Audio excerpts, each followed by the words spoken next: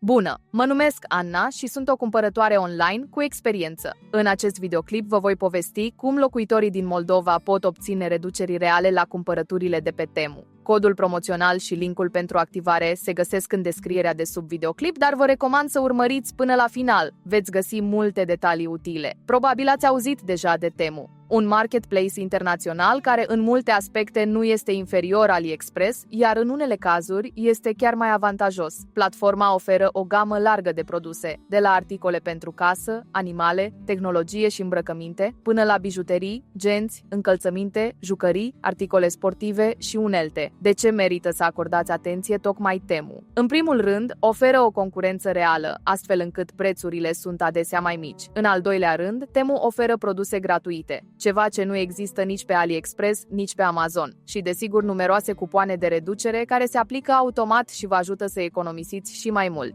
În acest videoclip vă voi arăta cum funcționează totul în practică. În plus, dacă tocmai ați instalat aplicația, în descriere veți găsi un cod de reducere de 30%, valabil timp de 24 de ore după înregistrare. Vă voi explica de asemenea unde să introduceți codul promoțional pentru a nu pierde această ofertă avantajoasă. Important, codul se activează numai la intrarea în Temu prin linkul din descriere. Vă doresc cumpărături reușite și bonusuri plăcute cu Temu.